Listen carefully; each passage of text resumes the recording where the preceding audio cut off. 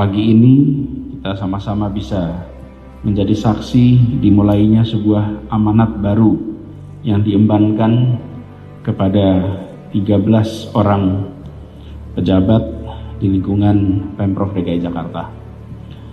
Saya ingin menitipkan beberapa pesan. Yang pesan ini ketika disampaikan sekaligus juga pengingat pada kita yang hadir di tempat ini. Semua yang berada di ruangan ini pernah merasakan pelantikan, pernah merasakan mengucapkan sumpah jabatan, dan pernah pula melakukan pelantikan. Karena itu, saya ingin pesan ini sebagai amanat untuk yang dilantik, sekaligus pengingat bagi yang menyaksikan. Pertama, pada semua, baca kembali RPJMD kita. Pelajari, pahami dengan amat baik. Yang kedua, baca, pahami dengan amat baik semua janji gubernur, wakil gubernur yang harus dilaksanakan di Pemprov DKI Jakarta. Ada 23 jumlahnya, dan itu harus kita laksanakan sama-sama. Yang ketiga, baca, pahami semua KSD kita. Lihat statusnya, pastikan bahwa yang menjadi bagian dari tugas Anda dilaksanakan dengan baik. Dan ambil tanggung jawab. Artinya ambil tanggung jawab itu bila menyaksikan ada KSD yang belum terlaksana atau belum tuntas dan sektor bidang yang Anda pimpin bisa kontribusi, maka jangan tunggu panggilan. Tapi datangi, lakukan koordinasi dengan semua pihak yang relevan. Ini adalah pesan pertama, bahwa kita semua harus bergerak ke arah yang sama. Dan arah itu ada pada dokumen-dokumen yang sudah ditetapkan dalam ketentuan kita. RPJMD, janji-janji, dan KSD. Itu sebagai visi.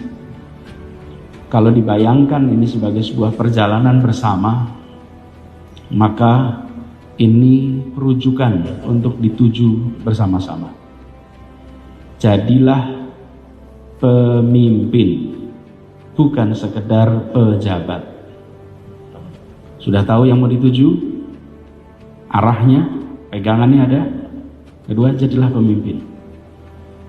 Pejabat memiliki kewenangan, pemimpin memiliki kepengikutan. Itu dua sisi mata koin. Satu namanya leadership, satu namanya followership. Bapak Ibu ditetapkan sebagai pejabat, tapi tunjukkan bahwa Anda lebih dari sekedar pemegang jabatan. Anda adalah pribadi yang bisa diikuti, yang bisa dijadikan teladan, yang bisa dijadikan contoh. Tidak ada manusia sempurna di ruangan ini. Kalau tiap kita ditelisik, ketemu deretan kelemahan, ketemu deretan kekurangan. Bagian kita adalah tahu itu dan terus-menerus melakukan perbaikan. Pesan kedua itu, jadilah pemimpin, bukan sekedar pejabat. Bangun kerja tim yang solid. Buat seluruh tim Anda bekerja sebagai satu kesatuan. Ciptakan iklim kerja bersama yang sehat. Bangun suasana yang positif. Saya selalu pesankan kepada semua, jangan takut mencoba sesuatu yang baru dan jangan pernah takut salah. Tapi takutlah mengulangi kesalahan. Dan Bapak Ibu sekalian, Anda menjadi bagian dari tim yang berada di lingkar puncak kepemimpinan Pemprov DKI Jakarta. Bangun kolaborasi dengan tempat Anda memimpin, tapi juga kolaboratif dengan kanan kiri yang menjadi jajaran Pemprov DKI. Saya sering memberikan analogi sebuah kereta kuda dengan kuda, misalnya 6 kuda. Kecepatan kereta kuda itu tidak ditentukan oleh kuda yang paling cepat, tapi ditentukan oleh kuda yang paling lambat. Bila ada 6 kuda, kecepatannya 40 km per jam, tapi ada satu kuda yang kecepatannya hanya 25 km per jam, maka kereta kuda itu akan berjalan 25 km per jam. Bukan rata-rata. Jadi, Ibu sekalian, jangan menjadi kuda yang lambat, yang memperlambat geraknya kereta kuda ini. Percepat, dorong, dan itu saling menghela satu sama lain, saling mendorong untuk bisa lebih cepat. Jadi bangun kerja kolaboratif di tempat Bapak Ibu pimpin dan kolaboratif dengan kanan kiri. Jakarta selalu menjadi pusat perhatian, selalu menjadi percakapan publik. Pelantikan ini pun akan masuk dalam banyak berita.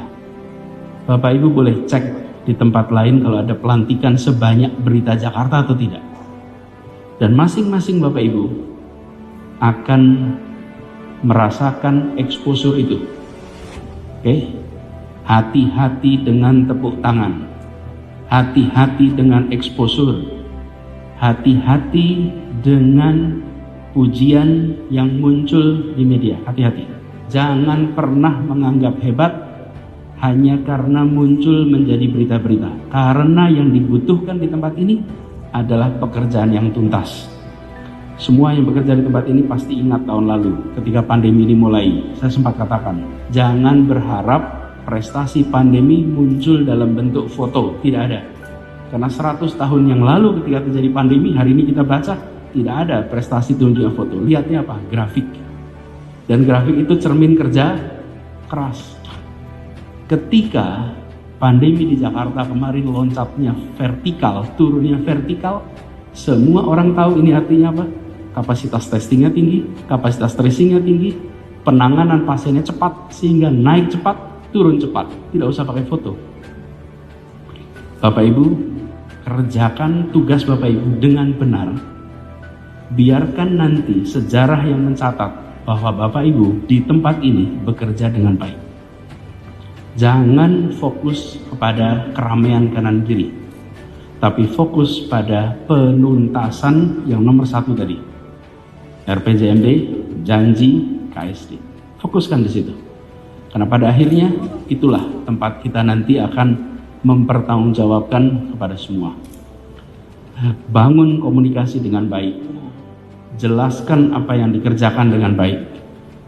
Di tempat ini banyak bekerja, banyak berkomunikasi. Tidak cukup banyak bekerja, harus banyak berkomunikasi. Kerjakan kedua itu yang sebaik-baiknya. Apa yang nanti Bapak Ibu kerjakan di Jakarta adalah harus menjadi kebanggaan bagi keluarga.